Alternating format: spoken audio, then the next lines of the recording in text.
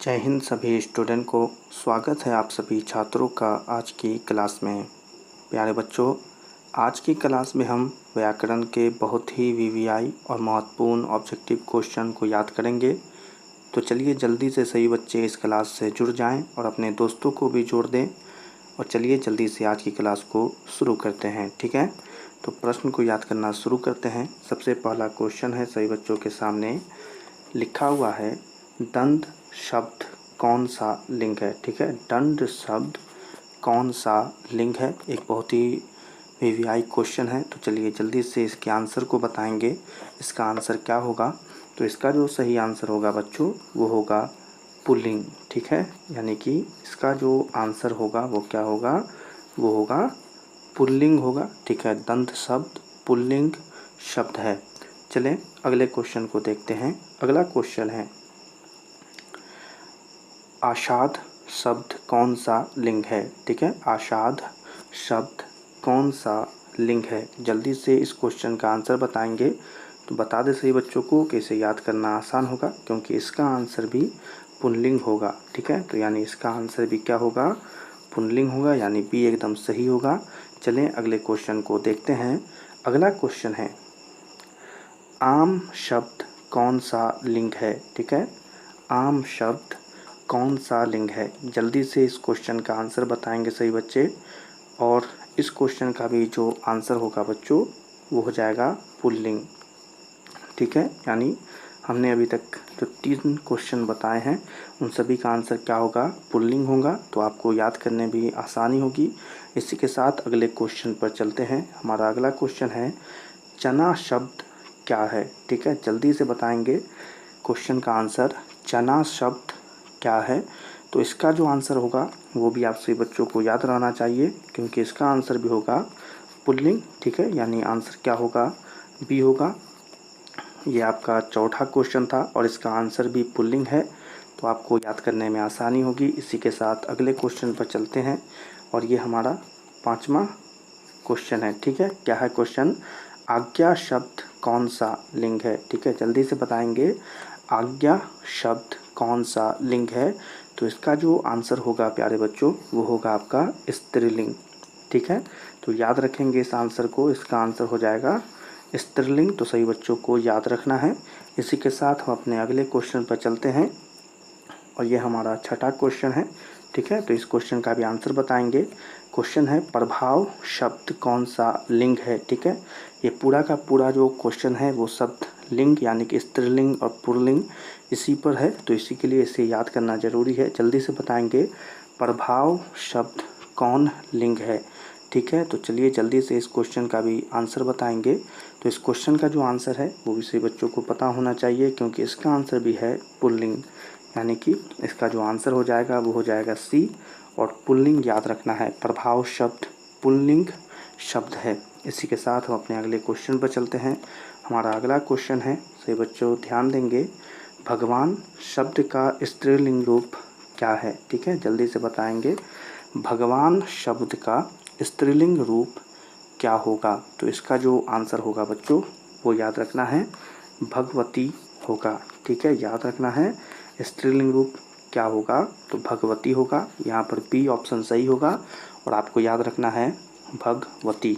चले अगले क्वेश्चन पर चलते हैं। हमारा अगला क्वेश्चन है, ठीक है, यानी 8वां नंबर क्वेश्चन, लिंग के अनुसार शुद्ध जोड़े का चयन करें। ठीक है, क्वेश्चन है लिंग के अनुसार शुद्ध जोड़े का चयन करें। तो चलें जल्दी से इस क्वेश्चन का आंसर देख लेते हैं।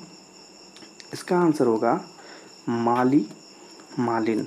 ठीक है, क्या होगा इसका आंसर? आंसर होगा प्यारे बच्चों माली मालिन। ठीक है, तो याद रखेंगे। चले हम अपने अगले क्वेश्चन पर चलते हैं और अगला क्वेश्चन है, सूर्य शब्द का स्त्रीलिंग क्या होगा। ठीक है, जल्दी से बताएंगे सूर्य शब्द का स्त्रीलिंग क्या होगा। तो इस क्वेश्चन का जो आंसर है वो है सूर्या। ठीक है प्यारे बच्चों, जल्दी से इसे याद करेंगे। क्या होगा इसका आंसर? ऑप्शन नंबर बी एकदम सही होगा, सूर्या। सूर्य शब्द का स्त्रीलिंग क्या होगा? तो सूर्या होगा। चले अगले क्वेश्चन को देखते हैं।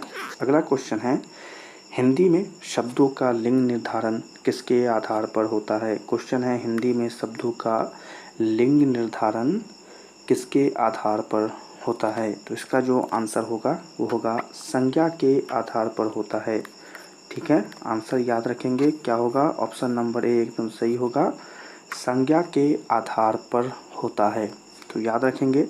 इसी के साथ अगले क्वेश्चन पर चलते हैं। हमारा अगला क्वेश्चन है, आटा शब्द है, जल्दी से बताएंगे। आटा शब्द है, तो इसका आंसर बताएंगे सही बच्चे क्या होगा? तो देख लें, इसका आंसर आप सभी बच्चों के सामने है कि आटा शब्द पुल्लिंग होगा।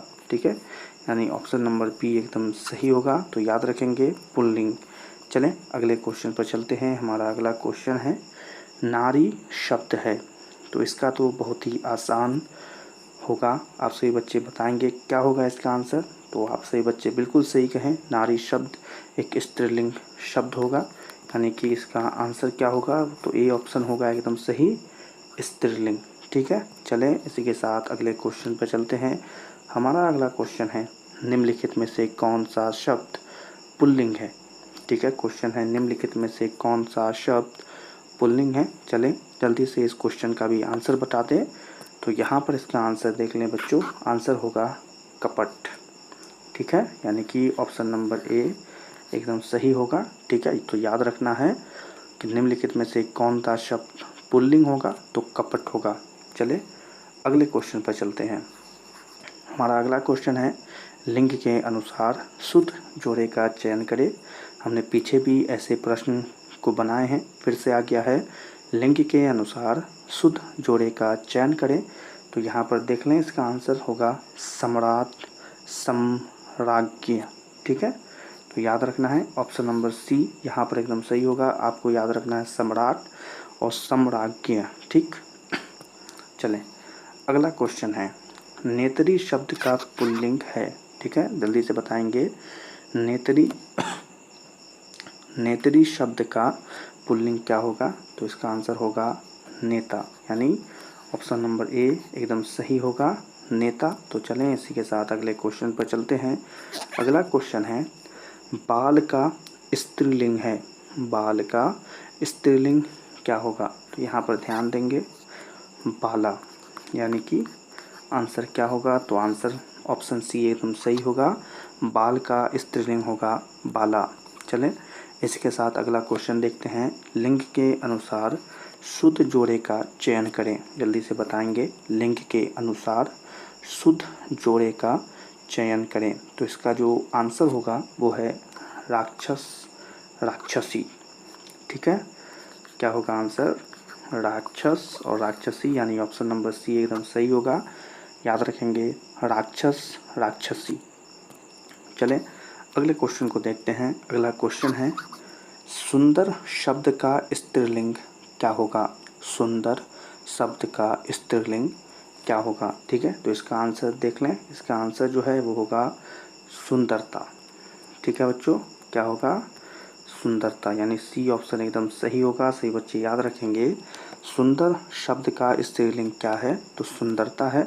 इसी के साथ हम अपने अगले क्वेश्चन को देखते हैं। हमारा अगला क्वेश्चन है, कौन सा शब्द पुल्लिंग है? जल्दी से बताएंगे, कौन सा शब्द पुल्लिंग है? तो यहाँ पर ध्यान दें, ये ऑप्शन पुल्लिंग होगा, यानी पुलिंदा।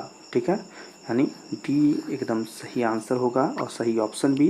तो याद रखेंगे, कौन सा शब्द पुल्लिंग होगा? तो पुलिंदा। चलें इसी क्वेश्चन के साथ हम अपने अगले क्वेश्चन पर चलते हैं।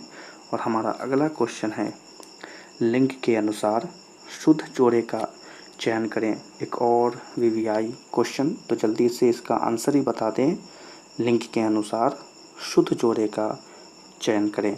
तो इसका जो आंसर है प्यारे बच्चों, वो होगा आपका शिक्षक और शिक्षिका। क्या होगा?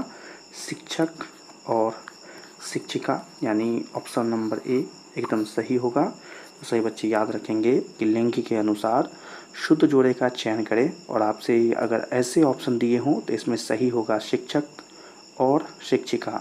ठीक है, तो चलिए ये महत्वपूर्ण और वीवीआई क्वेश्चन समाप्त होते हैं।